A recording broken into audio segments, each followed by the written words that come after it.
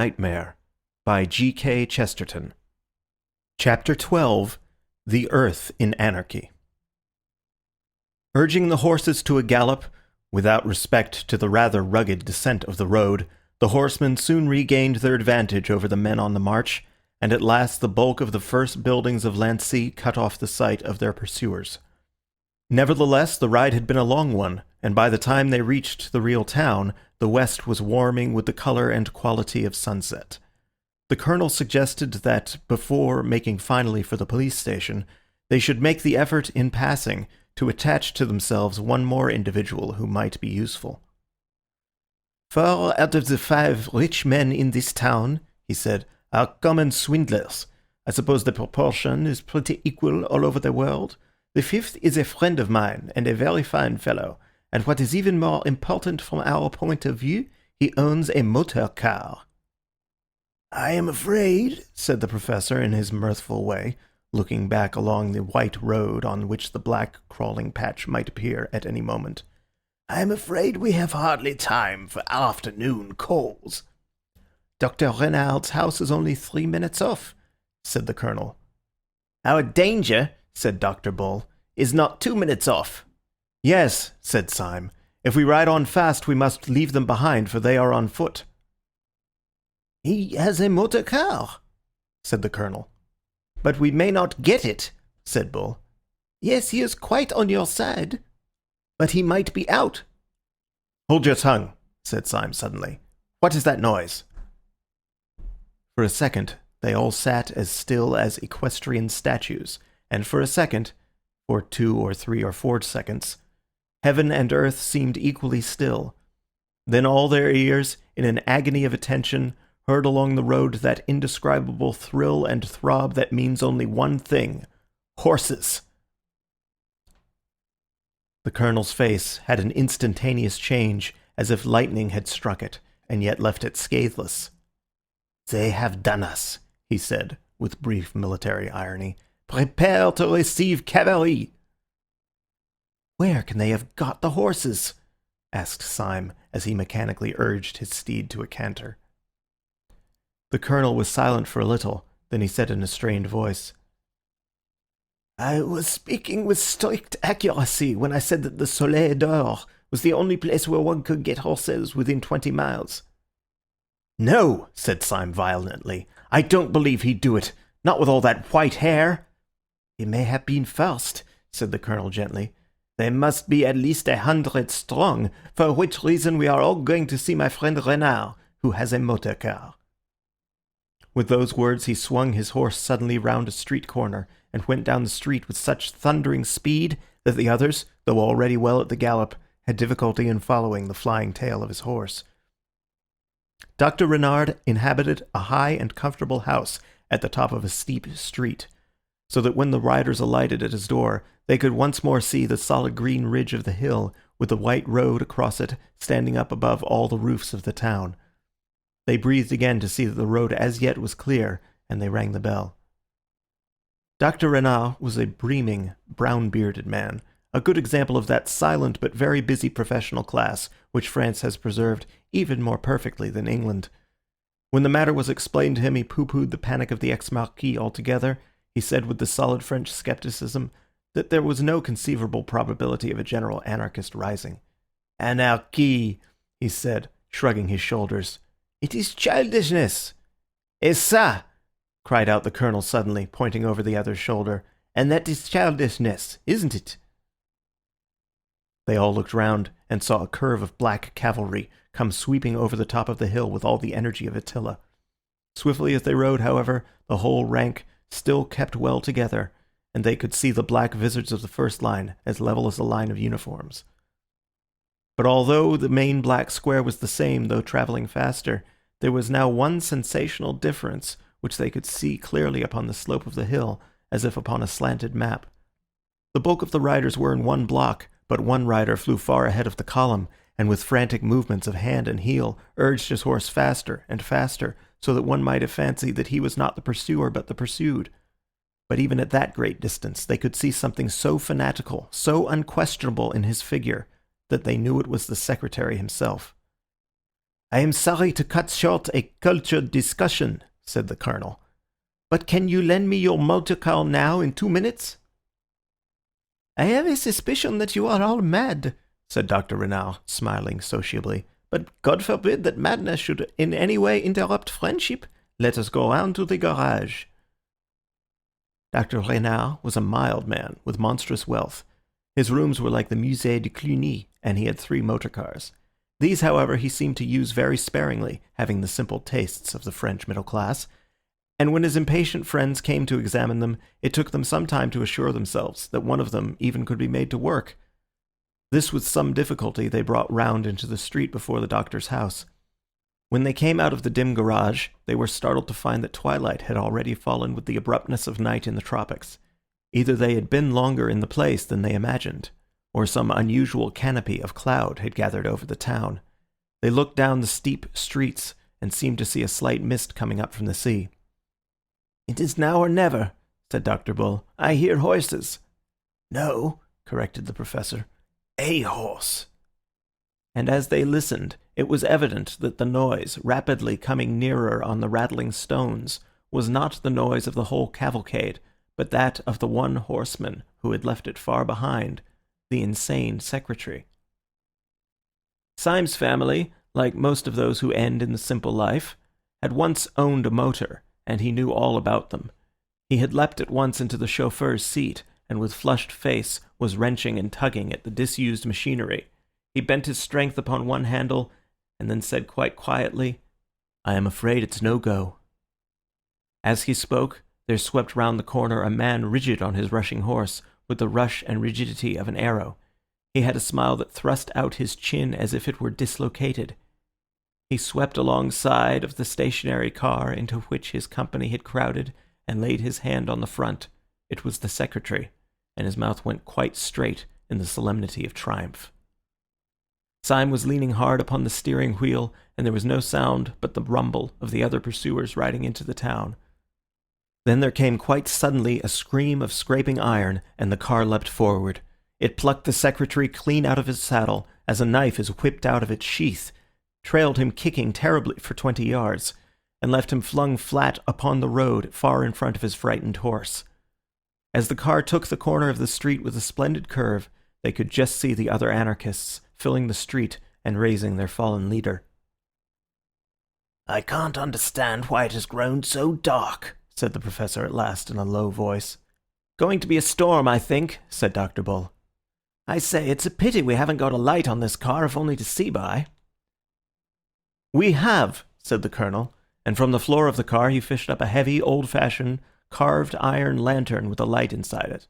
It was obviously an antique, and it would seem as if its original use had been in some way semi-religious, for there was a rude moulding of a cross upon one of its sides. "Where on earth did you get that?" asked the professor. "I got it where I got the car," answered the colonel, chuckling, "from my best friend.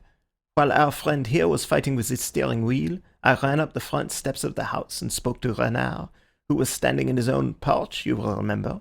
I suppose I said there's no time to get a lamp. He looked up, blinking amiably at the beautiful arched ceiling of his own front hall. From this was suspended, by chains of exquisite ironwork, this lantern, one of the 100 treasures of his treasure house. By sheer force, he tore the lamp out of his own ceiling, shattering the painted panels and bringing down 2 blue vases with his violence. Then he handed me the iron lantern, and I put it in the car. Was I not right when I said that Dr. Renard was worth knowing?" "You were," said Syme seriously, and hung the heavy lantern over the front. There was a certain allegory of their whole position in the contrast between the modern automobile and its strange ecclesiastical lamp. Hitherto they had passed through the quietest part of the town, meeting at once 1 or 2 pedestrians who could give them no hint of the peace or the hostility of the place. Now, however, the windows in the houses began one by one to be lit up, giving a greater sense of habitation and humanity. Dr. Bull turned to the new detective who had led their flight, and permitted himself one of his natural and friendly smiles. "These lights make one feel more cheerful." Inspector Ratcliffe drew his brows together. "There is only one set of lights that make me more cheerful," he said. And they are those lights of the police station, which I can see beyond the town. Please God, we may be there in 10 minutes. Then all Bull's boiling good sense and optimism broke suddenly out of him. "Oh, this is all raving nonsense," he cried. "If you really think that ordinary people in ordinary houses are anarchists, you must be madder than an anarchist yourself. If we turned and fought these fellows, the whole town would fight for us." "No," said the other, with an immovable simplicity. "The whole town would fight for them. We shall see." While they were speaking, the professor had leant forward with sudden excitement. "What is that noise?" he said. "Oh, the horses behind us, I suppose," said the colonel. "I thought we had got clear of them." "The horses behind us? No," said the professor. "It is not horses, and it is not behind us." Almost as he spoke, across the end of the street before them, two shining and rattling shapes shot past.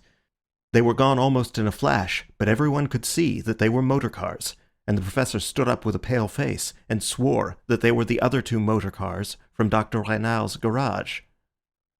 "I tell you they were his," he repeated with wild eyes, "and they were full of men in masks." "Absurd," said the colonel angrily. "Dr. Renard would never give them his cows." "He may have been forced," said Ratcliffe quietly. "The whole town is on their side." "You still believe that?" asked the colonel incredulously. "You will all believe it soon," said the other with a hopeless calm. There was a puzzled pause for some little time, and then the colonel began again abruptly. "No, I can't believe it. The thing is nonsense. The plain people of a peaceable French town—" He was cut short by a bang and a blaze of light which seemed close to his eyes. As the car sped on, it left a floating patch of white smoke behind it, and Syme had heard a shot shriek past his ear. "My God!" said the colonel. "Someone has shot at us!" "It need not interrupt conversation," said the gloomy Ratcliffe. "Pray resume your remarks, Colonel. You were talking, I think, about the plain people of a peaceable French town." The staring colonel was long past minding satire. He rolled his eyes all round the street. "It is extraordinary," he said. "Most extraordinary." "A fastidious person," said Syme, "might even call it unpleasant. However, I suppose those lights out in the field beyond this street are the gendarmerie. We shall soon get there."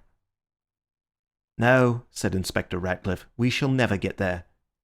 He had been standing up and looking keenly ahead of him. Now he sat down and smoothed his sleek hair with a weary gesture. "What do you mean?" asked Bull sharply. "I mean that we shall never get there," said the pessimist placidly. "They have 2 rows of armed men across the road already. I can see them from here. The town is in arms, as I said it was. I can only wallow in the exquisite comfort of my own exactitude." And Ratcliffe sat down comfortably in the car and lit a cigarette, but the others rose excitedly and stared down the road. Syme had slowed down the car as their plans became doubtful, and he brought it finally to a standstill, just at the corner of a side street that ran down very steeply to the sea. The town was mostly in shadow, but the sun had not sunk. Wherever its level light could break through, it painted everything a burning gold. Up this side street, the last sunset light shone as sharp and narrow as the shaft of artificial light at the theatre. It struck the car of the 5 friends and lit it like a burning chariot, but the rest of the street, especially the 2 ends of it, was in the deepest twilight, and for some seconds they could see nothing. Then Syme, whose eyes were the keenest, broke into a little bitter whistle and said, "It is quite true. There is a crowd or an army or some such thing across the end of that street." "Well, if there is," said Bull impatiently, "it must be something else, a sham fight or the mayor's birthday or something. I cannot and will not believe that plain jolly people in a place like this walk about with dynamite in their pockets. Get on a bit, Syme, and let us look at them." The car crawled about 100 yards farther, and then they were all startled by Dr. Bull breaking into a high crow of laughter. "Why, you silly mugs," he cried. "What did I tell you? That crowd's as law-abiding as a cow, and if it weren't, it's on our side." "How do you know?" asked the professor, staring. "You blind bat!" cried Bull. "Don't you see who is leading them?" They peered again, and then the colonel, with a catch in his voice, cried out, "Why, it's Renard!" There was indeed a rank of dim figures running across the road, and they could not be clearly seen. but far enough in front to catch the accident of the evening light, was stalking up and down the unmistakable Dr. Renard, in a white hat, stroking his long brown beard, and holding a revolver in his left hand. "What a fool I've been!" exclaimed the colonel. "Of course, the dear old boy has turned out to help us." Dr. Bull was bubbling over with laughter, swinging the sword in his hand as carelessly as a cane. He jumped out of the car and ran across the intervening space, calling out, "Dr. Renard! Dr. Renard!" An instant after, Syme thought his own eyes had gone mad in his head, for the philanthropic Dr. Renard had deliberately raised his revolver and fired twice at Bull, so that the shots rang down the road. Almost at the same second as the puff of white cloud went up from this atrocious explosion, a long puff of white cloud went up also from the cigarette of the cynical Ratcliffe. Like all the rest, he turned a little pale, but he smiled. Dr. Bull, at whom the bullets had been fired, just missing his scalp, stood quite still in the middle of the road without a sign of fear, and then turned very slowly and crawled back to his car and climbed in with 2 holes through his hat. "Well," said the cigarette smoker slowly, "what do you think now?" "I think," said Dr. Bull with precision, "that I am lying in bed at number 217 Peabody Buildings, and that I shall soon wake up with a jump. Or if that's not it, I think that I am sitting in a small cushioned cell in Hanwell, and that the doctor can't make much of my case. But if you want to know what I don't think, I'll tell you. I don't think what you think. I don't think, and I never shall think, that the mass of ordinary men are a pack of dirty modern thinkers. No, sir, I'm a Democrat, and I still don't believe that Sunday could convert one average navvy or counterjumper. No, I may be mad, but humanity isn't." Syme turned his bright blue eyes on Bull with an earnestness which he did not commonly make clear. "You are a very fine fellow," he said. "You can believe in sanity which is not merely your sanity, and you're right enough about humanity, about peasants and people like that jolly old innkeeper. But you're not right about Renard. I suspected him from the first. He's rationalistic, and what's worse, he's rich. When duty and religion are really destroyed, it will be by the rich."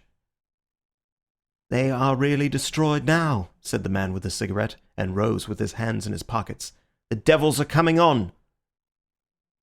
The men in the motor car looked anxiously in the direction of his dreamy gaze, and they saw that the whole regiment at the end of the road was advancing upon them, Dr. Renard marching furiously in front, his beard flying in the breeze. The colonel sprang out of the car with an intolerant exclamation. "Gentlemen," he cried, "the thing is incredible. It must be a practical joke. If you knew Renard as I do, it's like calling Queen Victoria a dynamiter. If you had got the man's character into your head—" "Dr. Bull," said Syme sardonically, "has at least got it into his hat." "I tell you it can't be!" cried the colonel, stamping. "Renard shall explain it. He shall explain it to me." And he strode forward. "Don't be in such a hurry," drawled the smoker. "He will very soon explain it to all of us." But the impatient colonel was already out of earshot, advancing towards the advancing enemy. The excited Dr. Renard lifted his pistol again, but perceiving his opponent, hesitated, and the colonel came face to face with him, with frantic gestures of remonstrance. "It is no good," said Syme. "He will never get anything out of that old heathen. I vote we drive bang through the thick of them, bang as the bullets went through Bull's hat. We may all be killed, but we must kill a tidy number of them." "I won't have it," said Dr. Bull, growing more vulgar in the sincerity of his virtue. "The poor chaps may be making a mistake. Give the colonel a chance." "Shall we go back, then?" asked the professor. "No," said Ratcliffe in a cold voice. "The street behind us is held too. In fact, I seem to see there another friend of yours, Syme." Syme spun round smartly and stared backwards at the track which they had travelled. He saw an irregular body of horsemen gathering and galloping towards them in the gloom.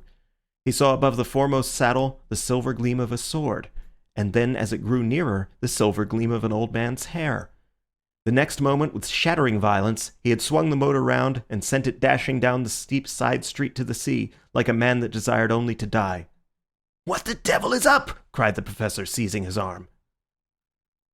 "The morning star has fallen," said Syme, as his own car went down in the darkness like a falling star. The others did not understand his words, but when they looked back at the street above, they saw the hostile cavalry coming round the corner and down the slopes after them, and foremost of all rode the good innkeeper, flushed with the fiery innocence of the evening light. "The world is insane," said the Professor, and buried his face in his hands. "No," said Dr. Bull in adamantine humility. "It is I." "What are we going to do?" asked the Professor. "At this moment," said Syme with a scientific detachment, "I think we are going to smash into a lamp-post." The next instant the automobile had come with a catastrophic jar against an iron object. The instant after that, 4 men had crawled out from under a chaos of metal, and a tall, lean lamp-post that had stood up straight on the edge of the Marine Parade stood out, bent and twisted like the branch of a broken tree. "Well, we smashed something," said the Professor with a faint smile. "That's some comfort." "You're becoming an anarchist," said Syme, dusting his clothes with his instinct of daintiness. "Everyone is," said Ratcliffe. As they spoke, the white-haired horseman and his followers came thundering from above, and almost at the same moment a dark string of men ran shouting along the seafront. Syme snatched a sword and took it in his teeth. He stuck 2 others under his armpits, took a 4th in his left hand and the lantern in his right, and leapt off the high parade onto the beach below. The others leapt after him with a common acceptance of such decisive action, leaving the debris and the gathering mob above them.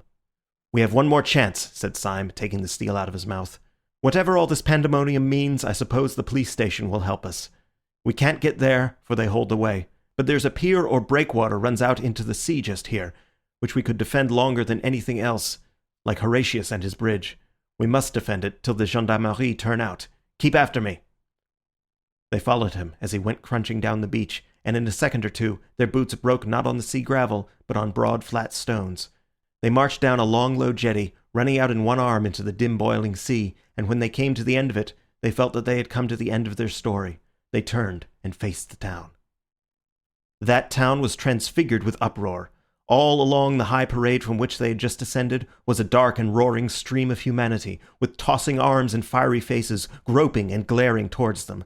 The long dark line was dotted with torches and lanterns, but even where no flame lit up a furious face, they could see in the farthest figure, in the most shadowy gesture, an organized hate.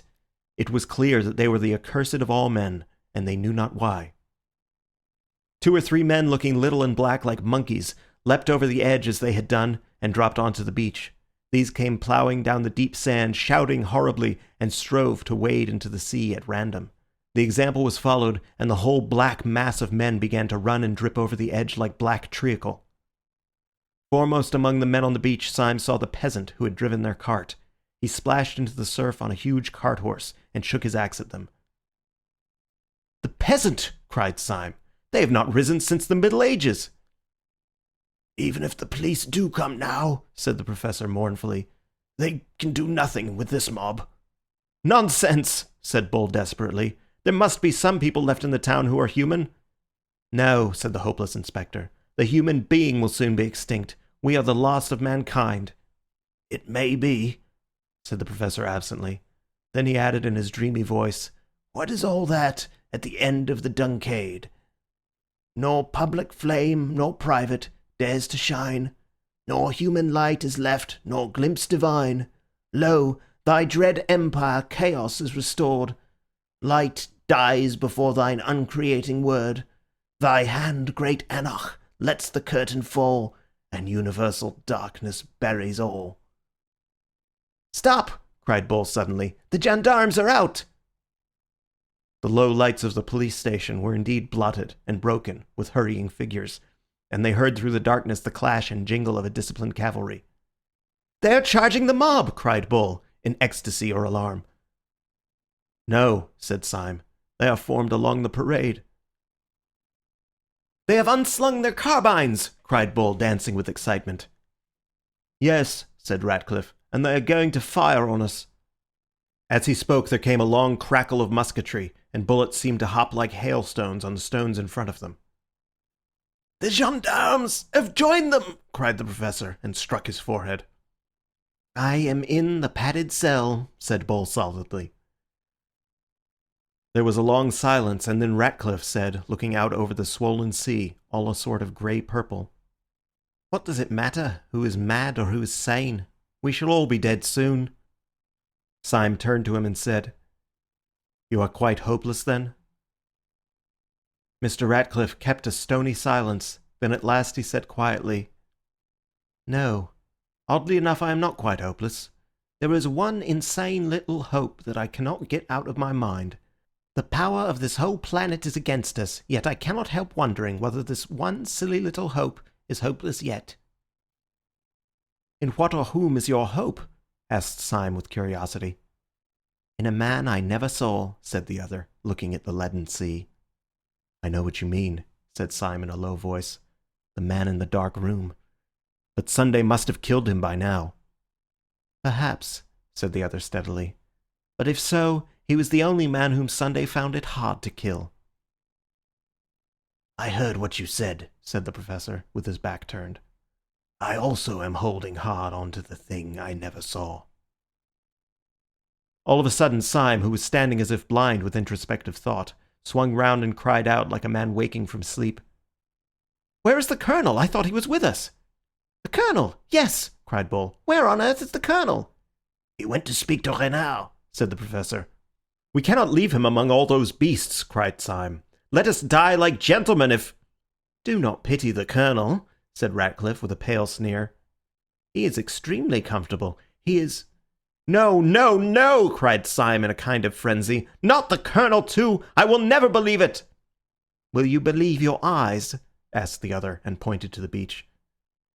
Many of the pursuers had waded into the water shaking their fists, but the sea was rough, and they could not reach the pier. 2 or 3 figures, however, stood on the beginning of the stone footway and seemed to be cautiously advancing down it.